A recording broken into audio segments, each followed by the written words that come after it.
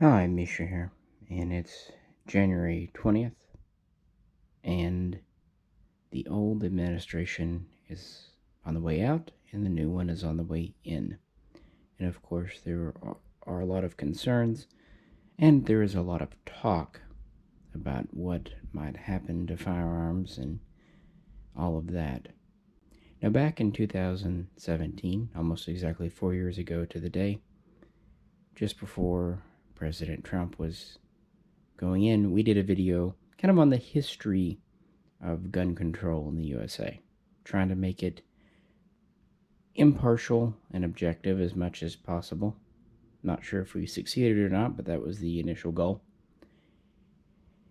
And the reason we made it then was because people were saying in January of 2017 that with Trump in, guns were assured and that there would be a new Hearing Safe Act, i.e. that silencers would be deregulated, all that good stuff.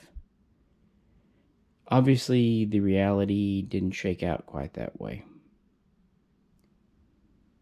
So, we're doing the same for 2021. And we're mostly going to talk about guns pre and post 89, what is known as pre-ban today, but other events besides that. And I'll be talking about some of my favorite pre-bans in my collection and kind of using them as backdrops, as I guess you'd say like a kind of a live slideshow, just to give some visual content. And there's no way we can really go through everything, but we'll hit on some talking points and can always do a follow-up video if requested. And again, I'm going to try to do this objectively and look at both sides of the issue as best as possible. But before we get into the rifles from 89, let's talk about pistols. So what do these all have in common?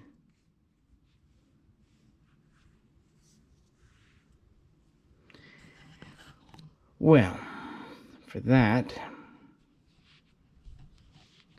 let's talk about how it all got started here.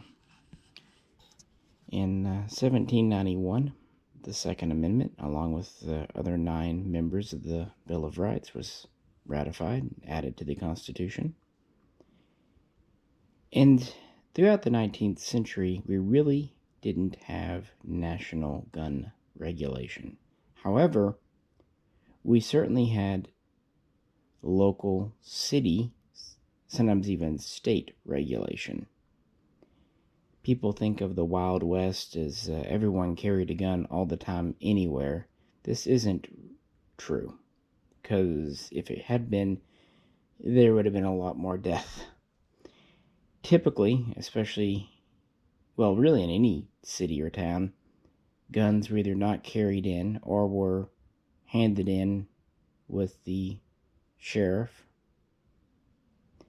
and then were picked up as they left town again. That was kind of the general way of things. There was other firearms restrictions and things, but a lot of it had to do with trading with, for example, Native Americans. Also, you have to admit that following the Civil War, certain states did try to pass regulations preventing freed slaves from owning firearms. Probably a lot of reasons behind that we won't go into, but it's a fact. Also, in 1871, the NRA was first came to be, and its goal was to train marksmanship so that people would be ready for military service.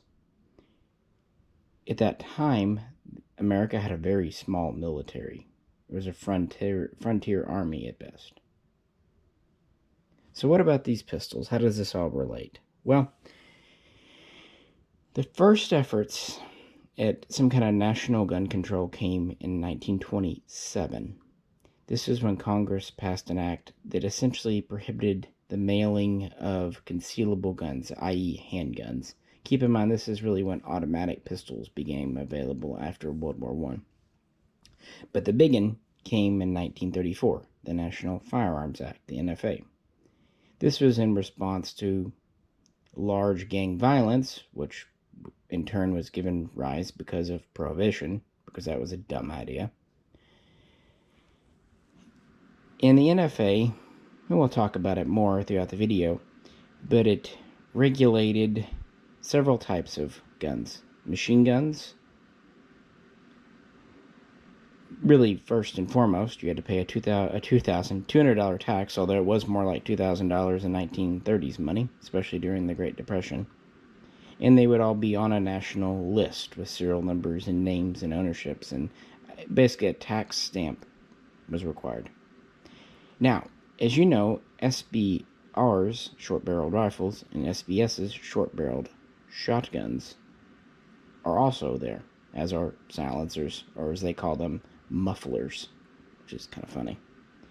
But one fun fact, the reason SBRs are there is because originally provisions of the NFA, when it was just an act before it was passed, some wanted it to treat all handguns like a Class 3 item. Therefore, all would have to be registered, require a stamp, and pay a $200 tax. Luckily, this was struck down. So really, the SBR stuff is a leftover, because they were concerned if they did make handguns regulated, people buying a rifle and then cutting it down into, turning it into a pistol. Hence, yeah, that thing. Obviously, there was also a lot of stuff, especially with shotguns, with criminals very publicly using sawed-off shotguns in all kinds of crimes. It really was an issue, from highwaymen to bank robbers and gang shootouts and police gang shootouts and all kinds of stuff. It was a rough time. Of course, the NFA was passed and signed into law by the new President Roosevelt, a Democrat, and it was followed on in 1938 by the Federal Firearms Act, which was the first time something like the FFL system came to be, and started to try to limit things. It also was the first time they really started to try to limit criminals from purchasing any kind of gun, because, 1934 addressed specific types. Well, let me fast forward here as best I can and get to these guns. The next big one to talk about is 1968, the Gun Control Act. And that's what unifies all three of these. The Gun Control Act kind of repealed earlier legislation and replaced it with more or less the modern FFL system we know today. Remember, Lee Harvey Oswald purchased his rifle from a catalog, incidentally endorsed by the NRA. You couldn't mail order handguns as easily, but you could still, and you could just get a gun delivered either to your door or your local place and just go pick it up. So after the Kennedy assassination in 1963, and then another Kennedy, and then Martin Luther King, and then even Malcolm X, several high-profile assassinations in the 60s, we get the 1968 Gun Control Act, signed by President Johnson. It set up several things, including limiting importation. It's what started the whole import mark thing. It's also what set up the points system, which meant guns had to have a sporting purpose. This is where the sporting purpose really generates from, to be allowed to be imported and sold. It also banned importation of all Class 3 guns, so no SBRs, no SBSs, no silencers, at least for the civilian market. That's right, guns like the Arsenal SLR 104 UR SBR, they were SBR'd here in America. They came in as regular guns with a long barrel. Speaking of, at this point, SBRs had a minimum barrel length of 18 inches, not 16. Also, the minimum age for purchasing a firearm was set at 21.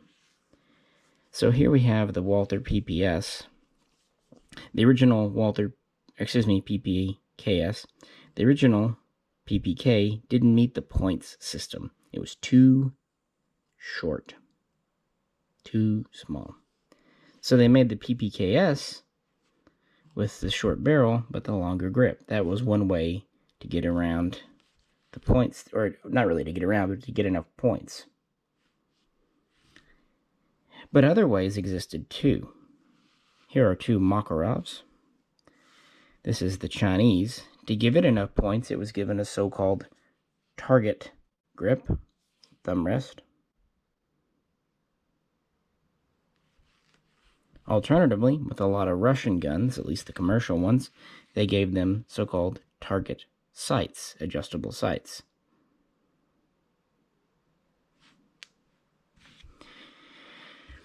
Even another way, another point, we have a ribbed trigger on this Walther, which can be considered a target trigger. You also see this on certain Glocks, like the Glock 19, so that's another thing.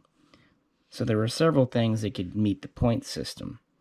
Also, they started requiring some type of safety, which is why this poor Russian Tokarev has a safety added.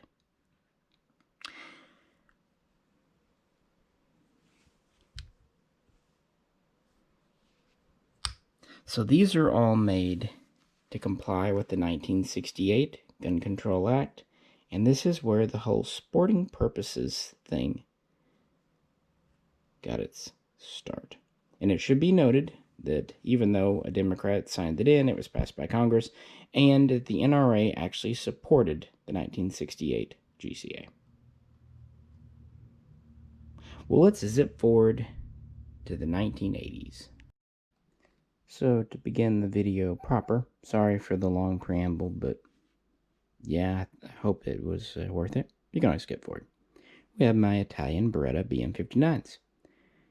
These are semi-automatic versions of their Select Fire rifle. Yes, very much based on the M1 Garand, firing 7.62 NATO, 308. This one here is actually kind of a pre-import sample. It has the paratrooper stock, and it has the QD muzzle device with bayonet lug, flash hider, all that good stuff, and grenade sights. This one up here is actually a US assembled one from Springfield, although the parts are imported from Italy, including the receiver. The 68 GCA did set up sporting clauses and restrictions for rifles, but it was mostly concerned with handguns. And this was to kind of limit the importation of guns that could be used, purchased cheaply and used in crimes. At least that was the notion. Saturday night specials for the pistols, and guns like Oswald's Carcano. This is actually why it was kind of hard to get surplus guns in through the 1970s. It also set up the whole import mark system. Now, it's not totally correct that before 68 there was no import mark. There was. Going back to 1919, imported goods had to have the country of origin on them. For example, Italy. Later, this was often expanded to say made in Italy. So you might consider that an import mark. But what the GCA set up required much more information, including importer, their address, the caliber, the gun, all kinds of stuff.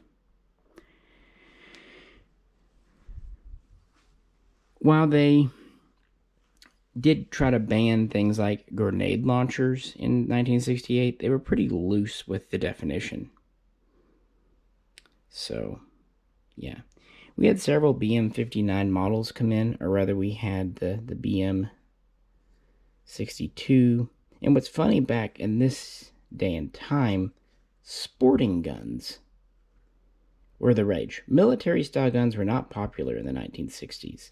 So even though they could import military-type guns before, they often gave them sporting features like rubber recoil pads, more heavily polished stocks, more of a blued finish, even removing bayonet lugs voluntarily just because that's not what the customer base wanted, and often shipping with small hunting-type magazines, 5-10 rounds. In fact, when I got this gun, it actually, let me unfold the stock for you. Kind of neat, has a little hinged butt plate. It came in a standard stock. The reason I went ahead and put it in this style is because it does have the QD muzzle device barrel, which is pretty rare. In the 80s, Springfield Armory, famous for the M1A, started building these guns in several versions, and these were really the first BM59s to come in full featured, with the regular sights, several different muzzle devices. This one has the early style with the M1 Grand style lug, short bipod. Yeah.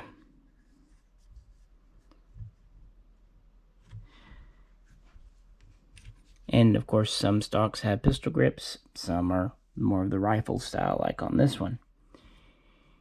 But by this point, there was one major restriction. The once a machine gun, always a machine gun policy had come about in the early to mid 1960s. So you had to have purpose-built, never go fast receivers, even for imports. Now, this was not the ATF. In fact, the ATF was not officially established until 1971. So all this is kind of pre-ATF. So we get into the 1980s.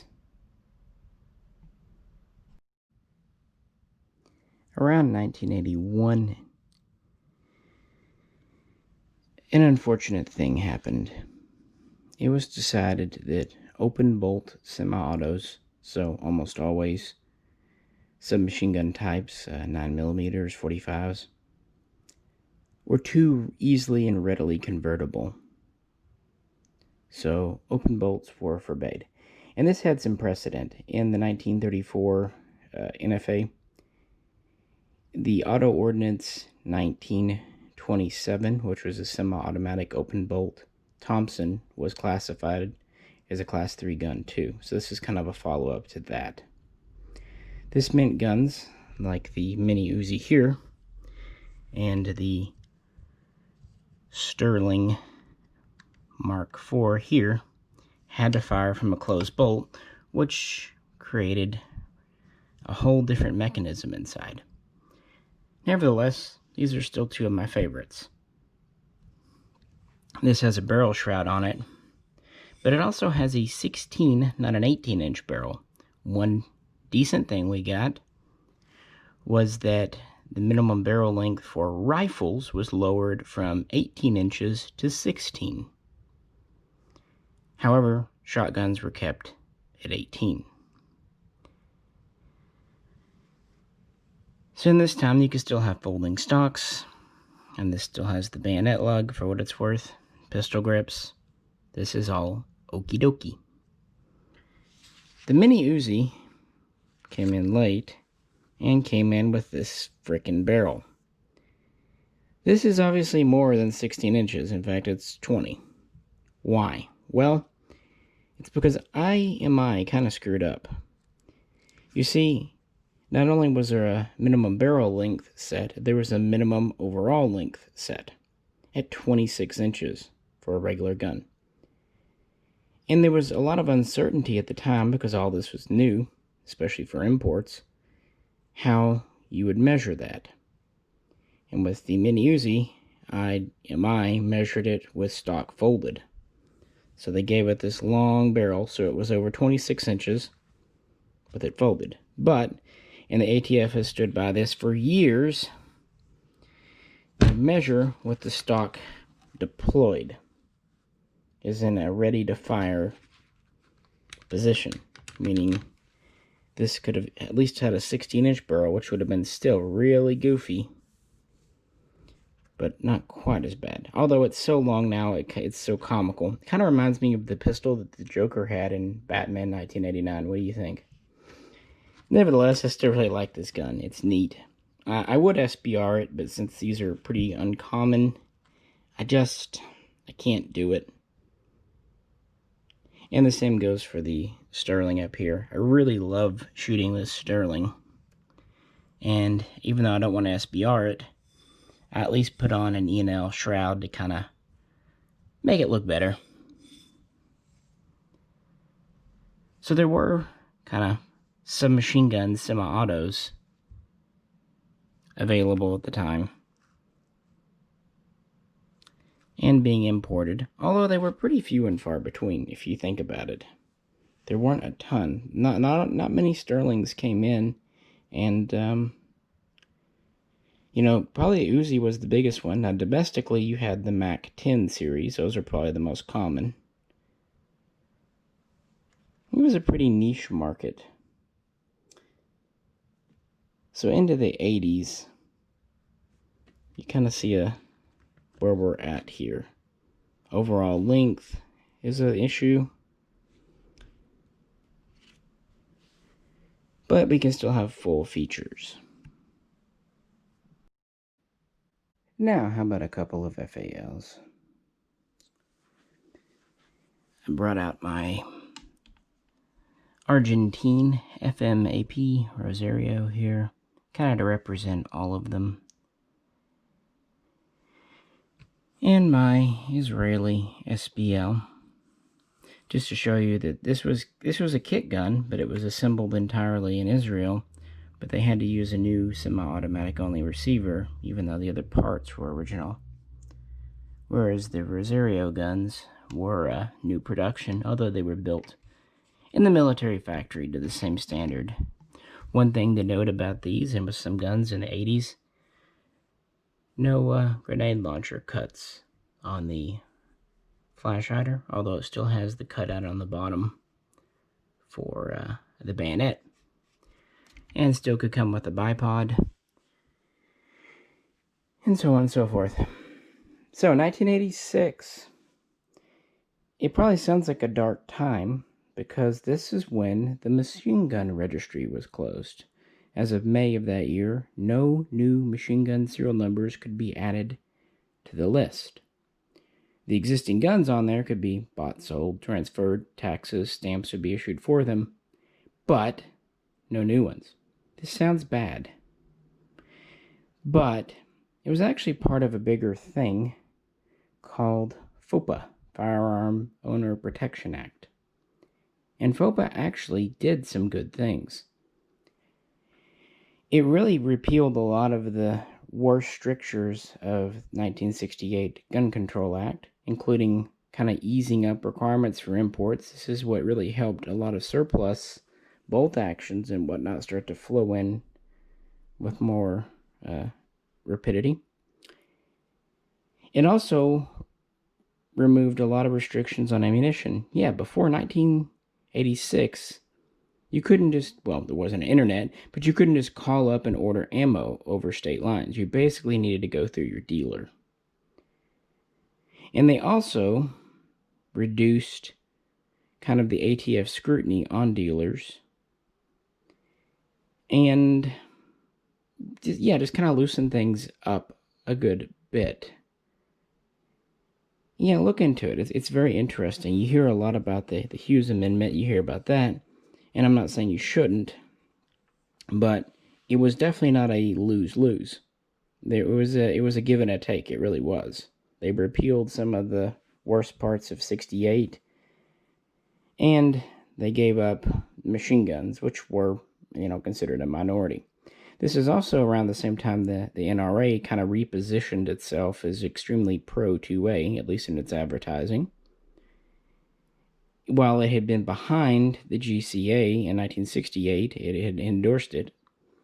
In the 80s, it started to at least publicly fight a bit more, insisting that the 2A was an inalienable American right for individuals to keep and bear arms. It's also worth pointing out that all of this was signed into law by then-President Reagan. Another thing he signed into law a couple of years later was essentially a requirement that guns have a minimal number of metal parts, content of metal, so they could not go undetected through metal detectors, security. I know today it's kind of a meme that like Glocks and things are undetectable guns. We know that's not true. But really in the 80s, people were worried about this. So it was a real thing. But throughout Reagan's term, guns like these came in. In fact, these are both probably 88 imports, 87 mainly. And there were quite a few metric FALs, as we know them. And I really like the Argentines, as I've said in many videos. They're just so military. Whereas the FN guns that came in from Belgium were a little more spit and polish.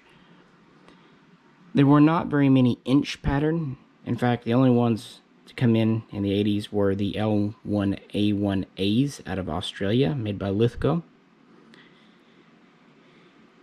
But these are only a few came in through Poirier, plus some more receivers through Eden, and I think Onyx did some.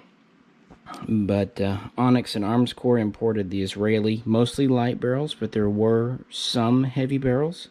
And remember Springfield that did the BM-59 builds here in the 1980s?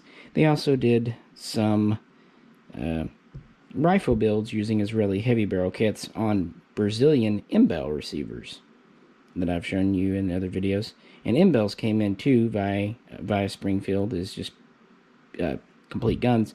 And these were to compete with, namely, the Belgians at a lower price point. And at this time, it was a niche market. There was more acceptance of pistol-gripped guns in the 1980s, but there was still a lot of holdover from the 60s, and a lot of the gun community at the time was focused on hunting or match target shooting. This was well before the days of anything tactical, MSR, what have you. So this was a niche market even then. And that's kind of how 1989 happened. This year would be the beginning of what I think many gun owners would consider the dark times, when kind of modern gun control would begin. In 1989, California would really begin its major push after the school shooting there that killed 5 children. You would start to see some other pushes throughout the nation state, but on the federal level, George H. Bush, newly in office, in March would sign an executive order that was purported to be kind of tough on drugs, that whole 1980s Reagan thing, and it was to help prevent drug stuff. But in there was essentially an extension of 1968 that added more to the sporting clause. Before, they said guns had to have a sporting purpose. Well, it was mostly focused on handguns. It more or less let rifles get away without a whole lot. But in 89, a list of features were added, such as pistol grip, bayonet lug, flash hider, folding stock, and so on. This is where thumbhole stocks begin.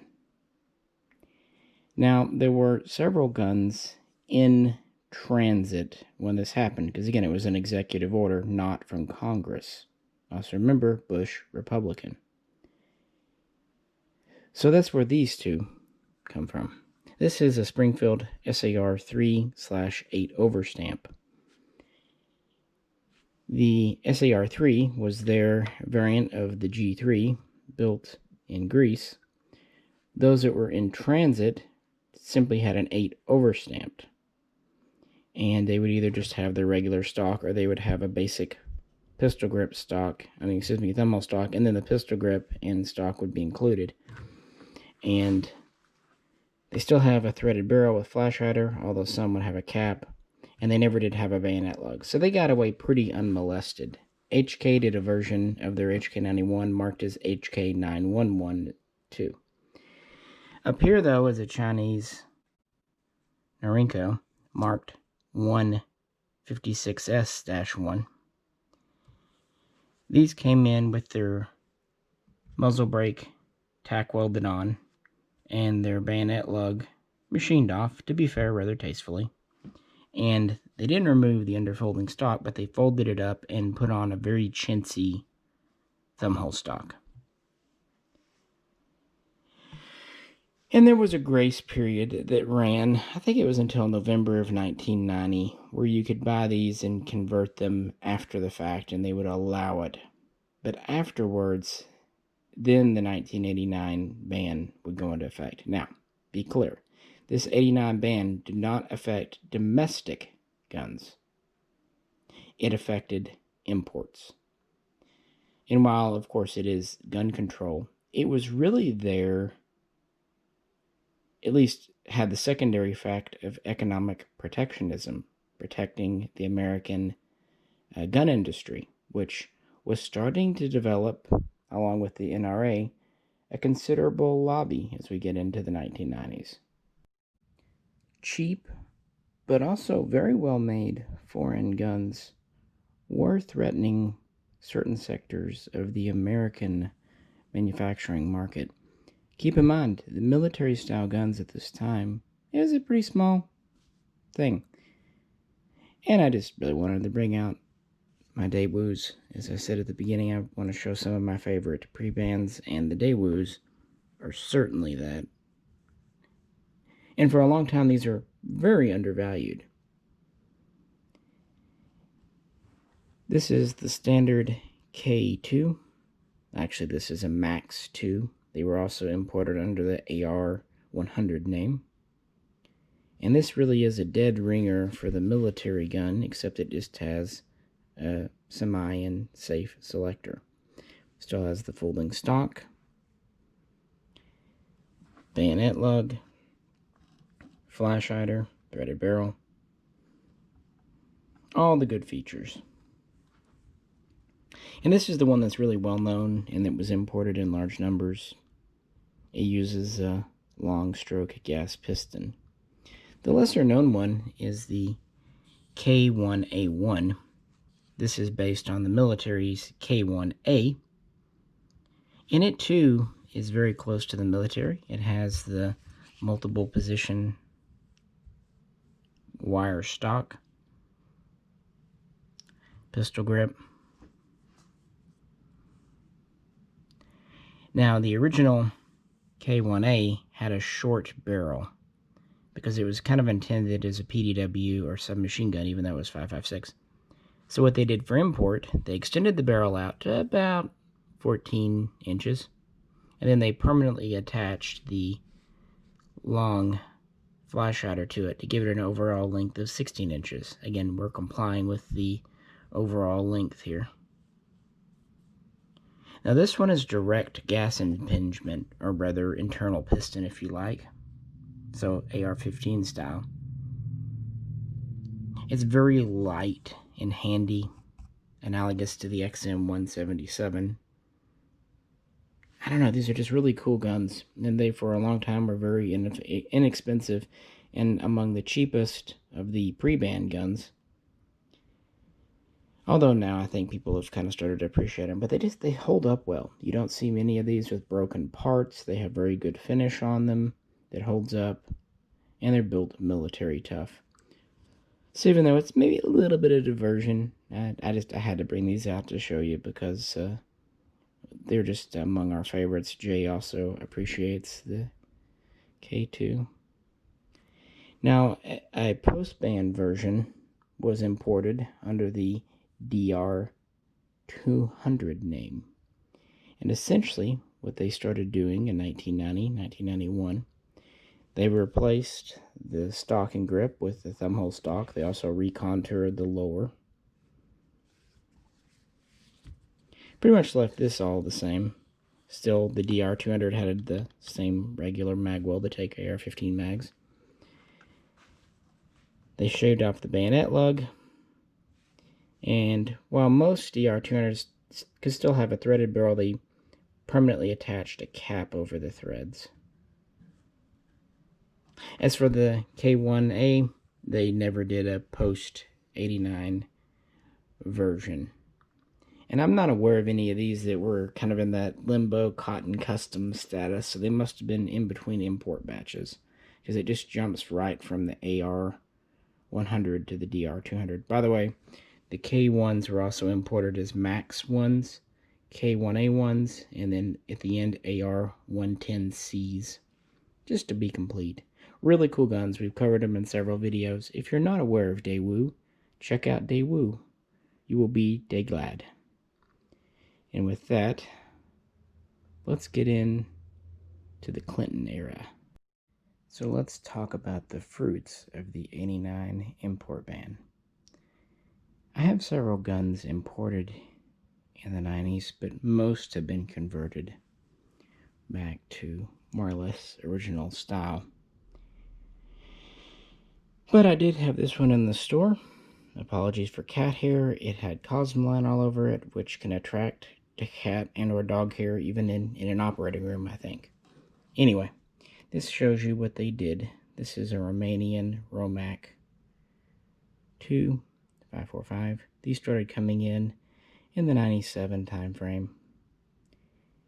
But yeah, they had to put on a thumbhole stock of some type. This is actually one of the better ones. Some of them are literally just boards. They had to shave off the bayonet lugs and no threaded muzzle.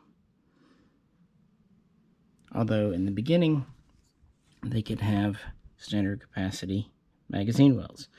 That was not one of the features looked at in that ban. So the changes were cosmetic. And that's why my SAR-2 here was easy enough to convert back. Pistol grip, folding stock. Replace the front sight base to give you the bayonet lug and muzzle brake back. Anywho, so we still had imports. And many people credit Clinton with these, but that's not true. He had nothing to do with importation. In 93, we had the Brady Bill, named after James Brady, one of Reagan's secretaries, who was shot and permanently disabled because of the assassination attempt in 1981. Now, the Brady Bill set up background checks at FFLs. Originally, these would be a 5-day wait period, but they were structuring an instant system, which would first come into use in 1998 as NICS, the National Instant Background Check System there. And it's worth noting that the Brady Bill had widespread bipartisan support. Even Reagan and Bush agreed with it, so it easily passed through Congress. The one Clinton's most remembered for came in September of 94, the assault weapons ban. However, the assault weapons ban was part of a much, much bigger bill, known as the Violent Crimes Bill, or Violent Crimes Act. Yes, it did introduce a lot of restrictions. Essentially, and this is really boiling it down to the basics, it took those sporting requirements from the 89 import ban and then applied them to domestic guns. Meaning, yeah, pistol grips, bayonet lugs, all that. It would allow a rifle to have two evil features. Usually one of them would be detaching a magazine and giving it one more. So you could have something like a pistol grip, but that would be it. Or if you didn't have a pistol grip, you could have a flash hider, but that would be it. It also banned so-called high-capacity magazines over 10 rounds. But pre-ban mags, ones made before September of 1994, were okay. Only after getting into October of 94 were such mags not okay. And this is when LE, law enforcement only markings began to appear. It also, of course, applied to import mags. And some guns were banned by name. And restrictions were put on pistols giving them a maximum weight and maximum size allowance.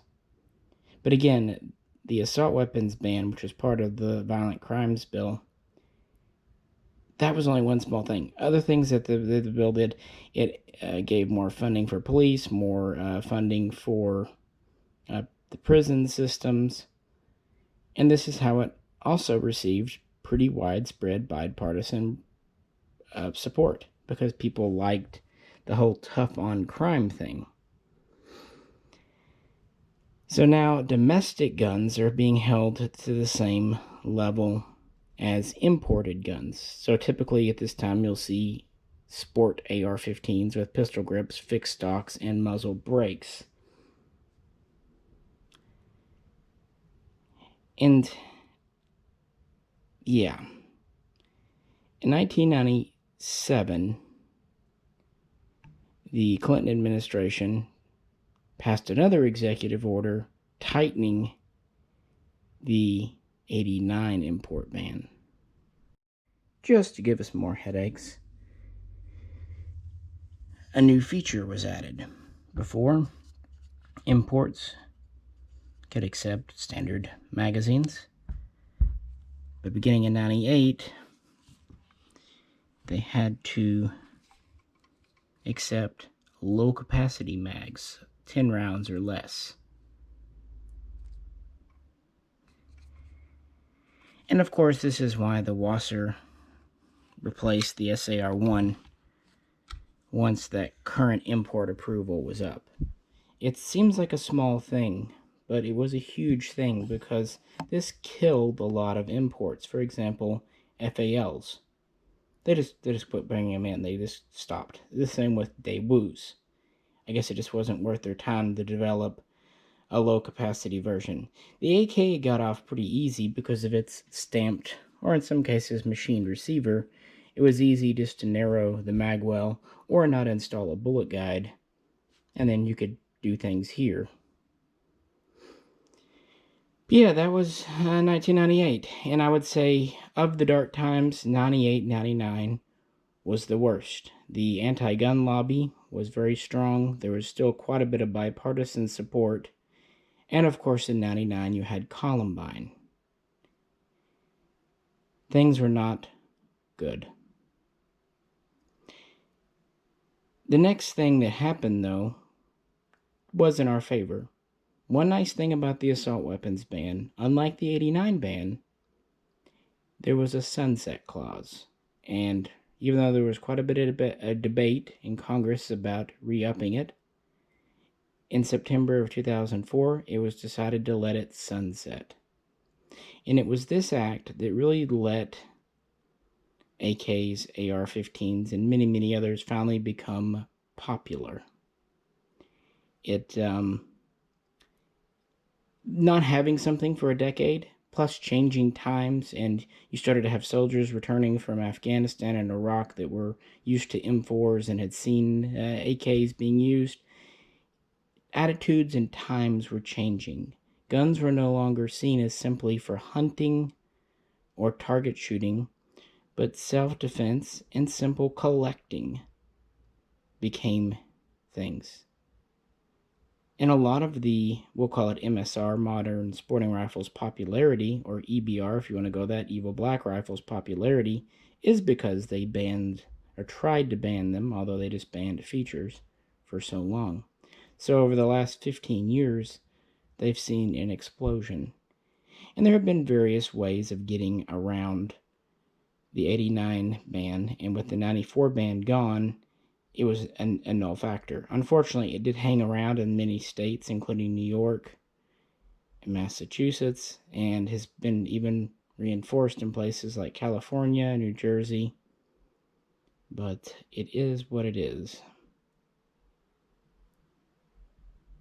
Company I want to call out because they really have suffered is Steyr.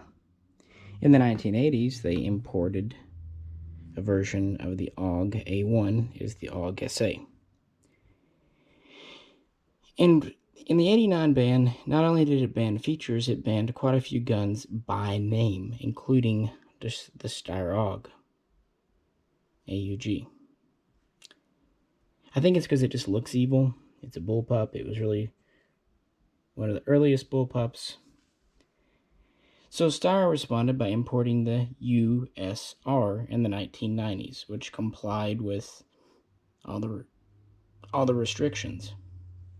But in 1997, the USR was banned by name, and besides, it had a standard capacity magwell, and it probably would have been pretty difficult to make it low cap. So Steyr was out of luck.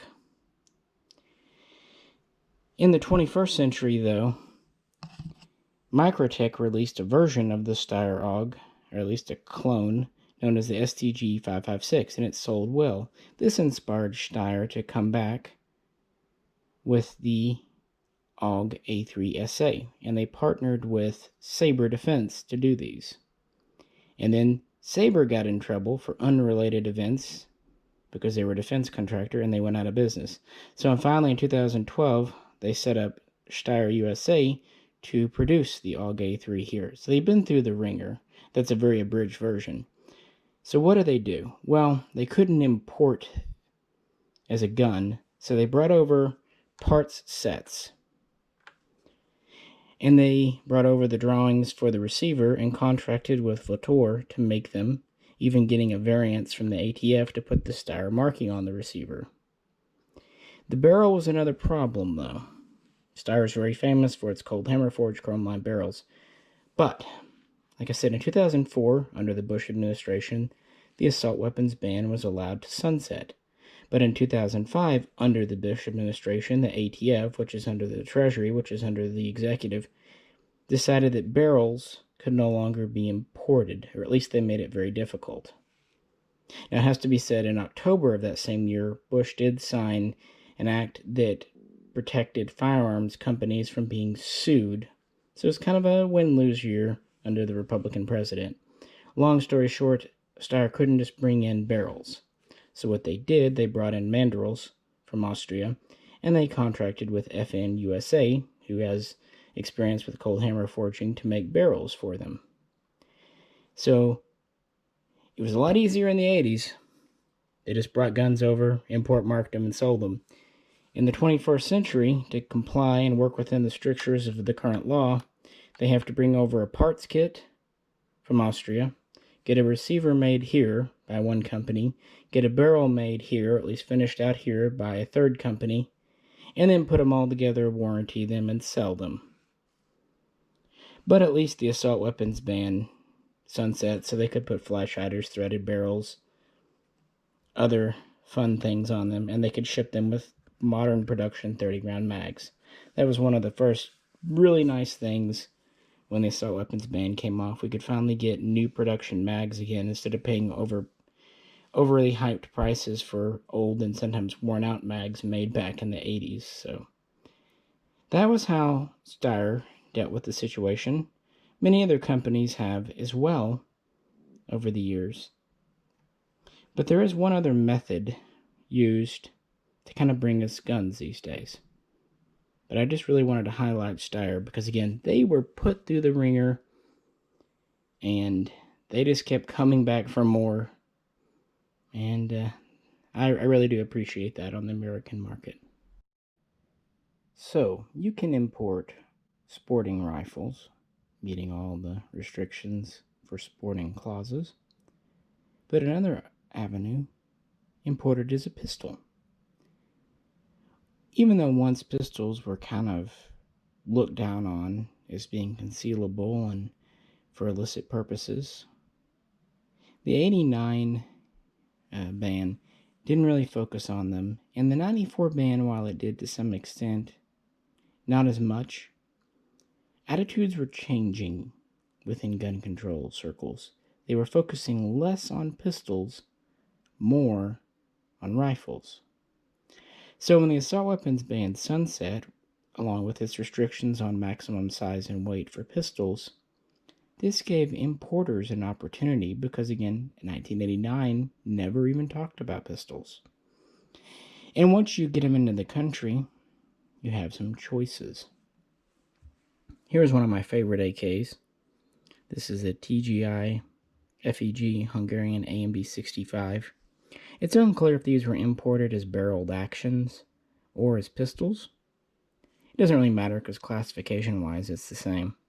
But once in the USA, they had the folding stock added, and they took the 12-inch barrel and put on a small extension here, along with the muzzle brake, giving it an overall length of 16 inches.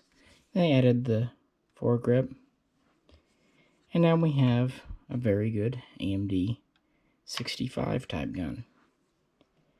So you can import them as a pistol, and then legally you can remanufacture them into a rifle. The only restriction is 922R. Now I know I'm not going to get into that heavily here because we could talk all day about it, but it's not what you think. 922R is actually a way to do that: turn a pistol into a rifle, or turn a sporting gun into an MSR. And a gun just needs to have a certain number of American parts to qualify. So really, without 922R, we wouldn't be able to convert Wassers or guns like this. But 922R doesn't even apply to pistols. So, as with this gun here, the IWI Galil Ace, you can just import it as a pistol and sell it as such. You can even add a stabilizing arm brace and sell it as such. And so this is why you have seen so many pistols lately. They're easier to get in, and they're far less work, and they're kind of neat. And we didn't really see short barrel guns coming in the 80s like we do today, just because of the way things were back then. So, let's talk about gun control under the Obama administration. In 2008, when he was elected, many people were saying it was the end of times. There was one of the mini gun panic rushes. He got in 2009, and in the beginning, he talked about gun control, but nothing really came to be. In fact, in 2010, we had some good things. He signed a bill that, amongst other things, authorized concealed carry in national parks, assuming they were in states that would otherwise allow it. Also, the ATF under his watch approved these here arm braces, along with so-called bump stocks, slide fire stocks, and this would evolve into the Echo trigger and other binary devices. Of course, we had the Sandy Hook shooting, which spurred another panic buy on in 2013, and yet more talks of banning things. But not much came out of this either, except for some administrative changes and appointments and funding for the ATF, things of that nature. Enrolling into 2014, we do have one important event we should talk about.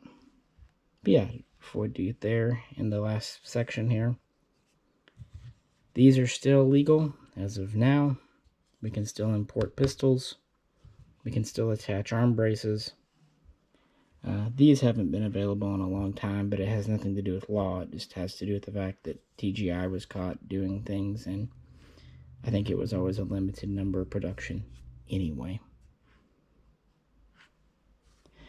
Well, let's bring this thing home.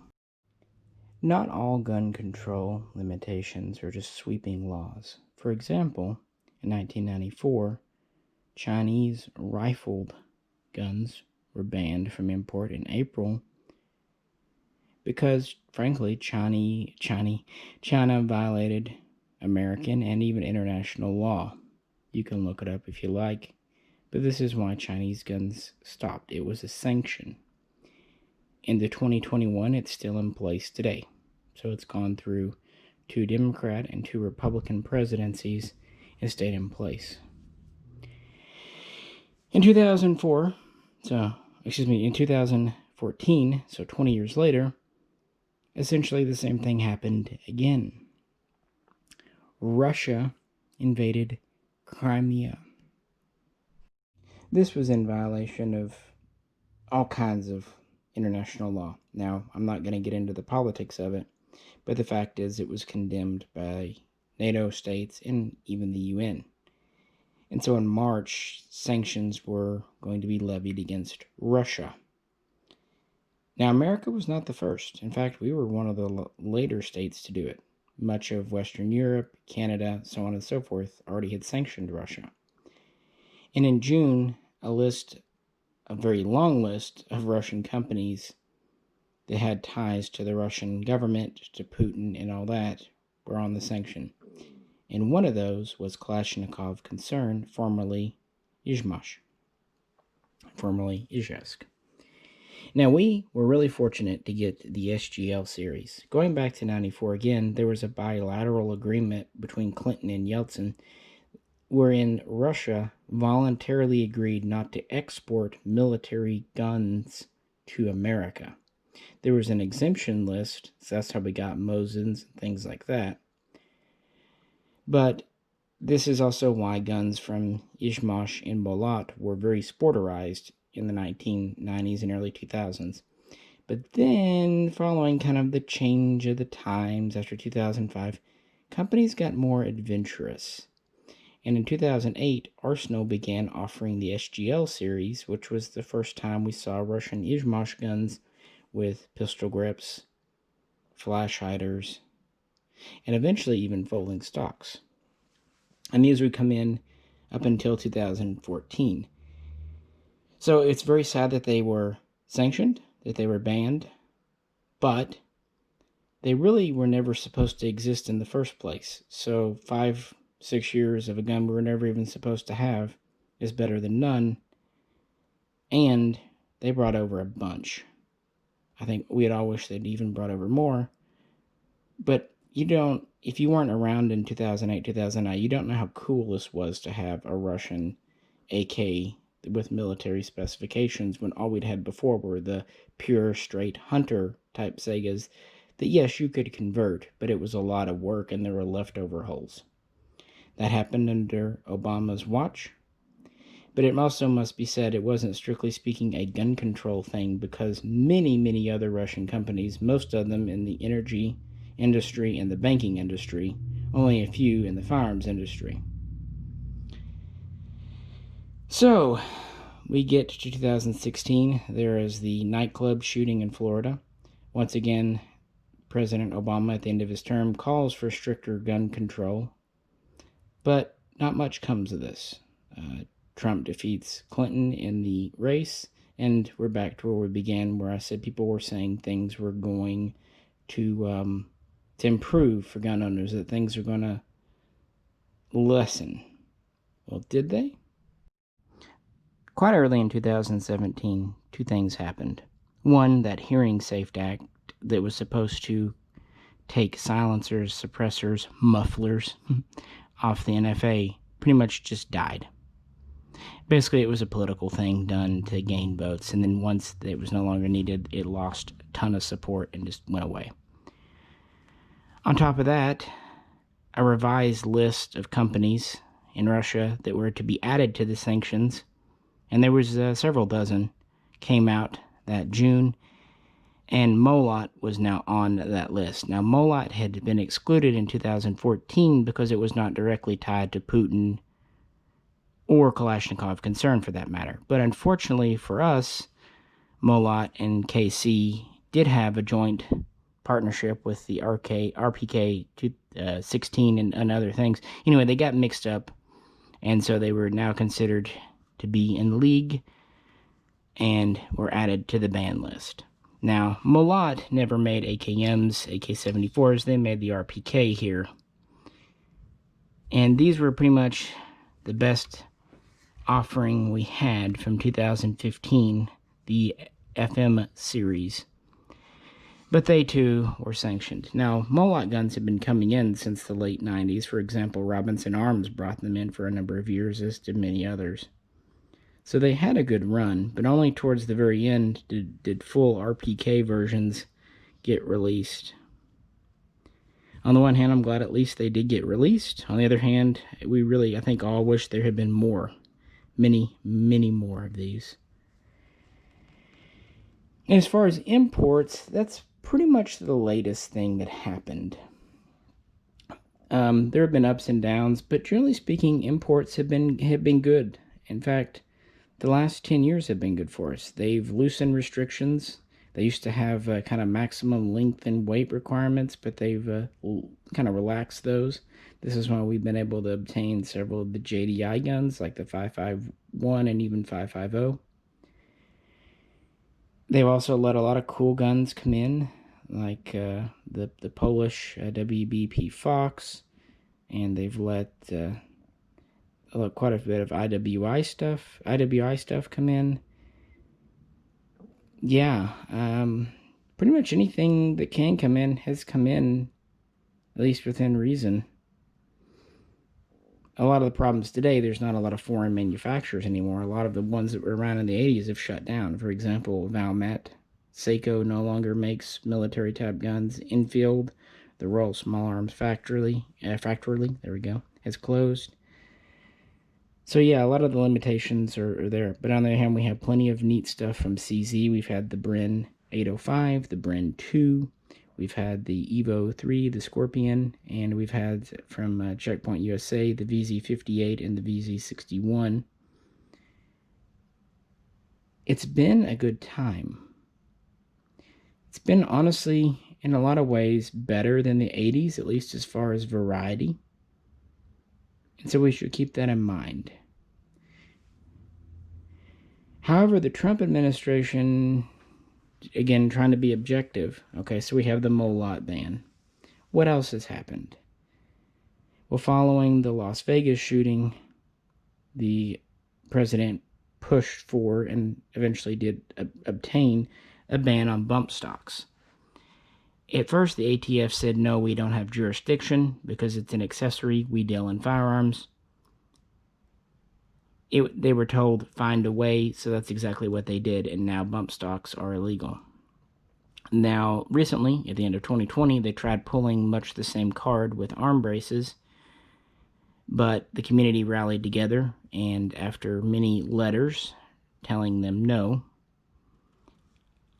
they backed off. I don't think they realized just how many arm brace owners are out there, including many with disabilities that legitimately need an arm brace.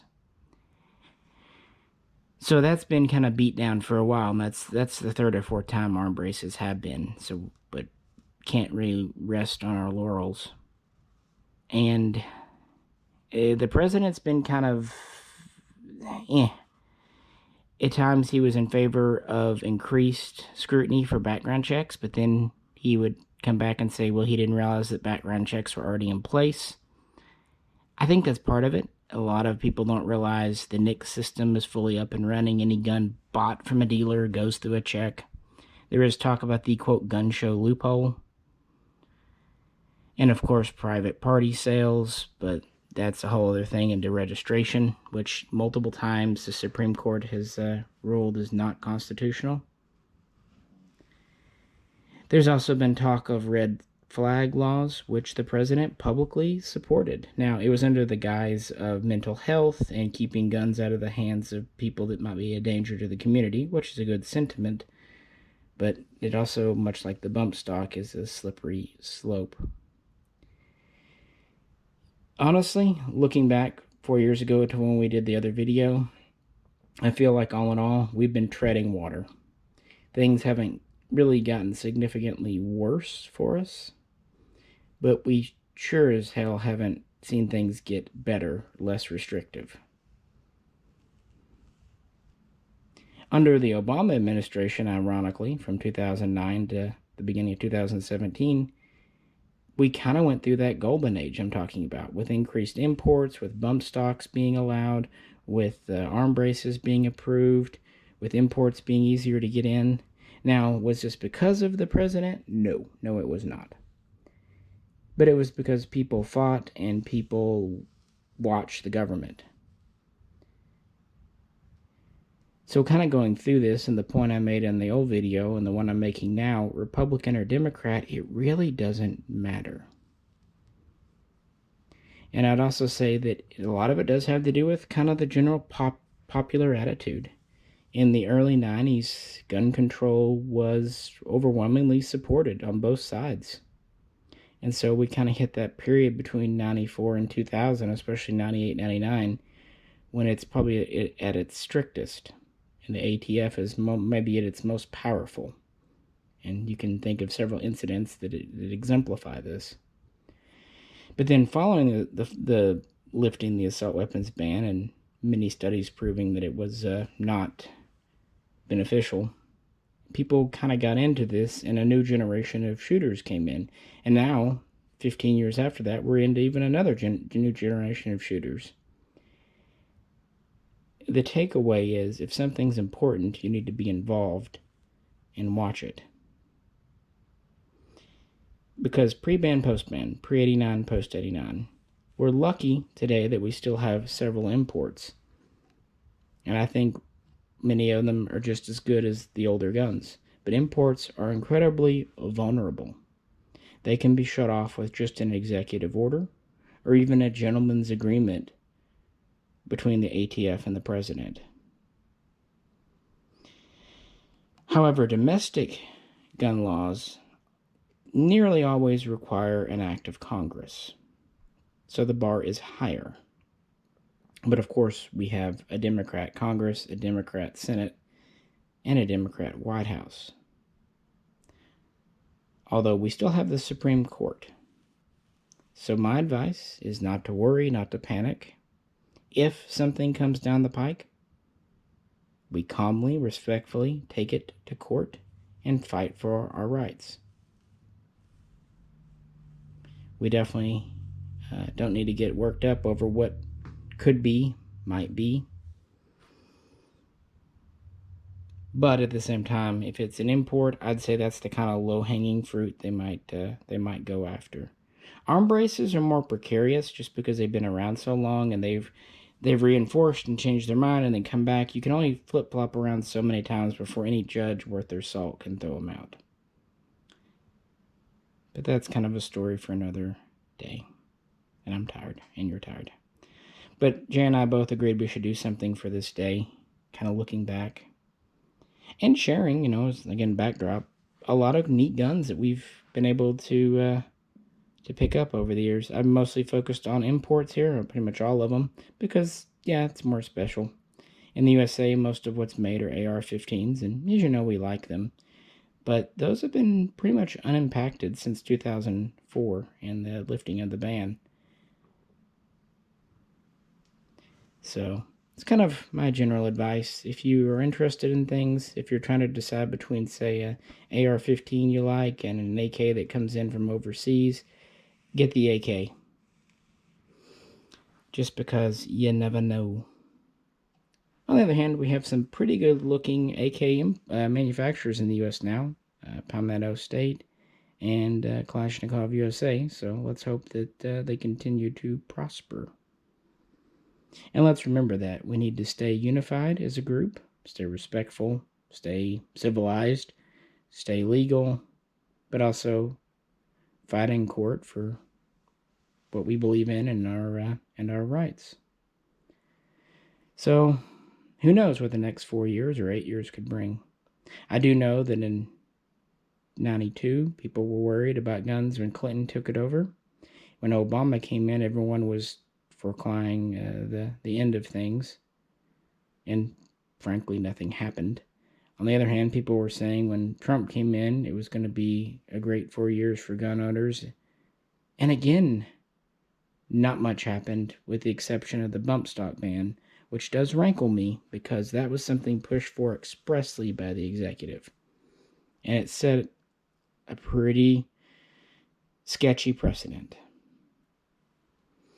So, yeah, there is, as brief as I can really put, the whole issue of gun legislation in America as of January 20th, 2021. If you'd like to help support the channel, please check out the link to our Patreon page. And if you could, like, share, and subscribe. And if any of the guns kind of featured in this video in the background are interested too, we've probably done a pretty long full-length video on those as well, so you might check out the playlists. This is Misha,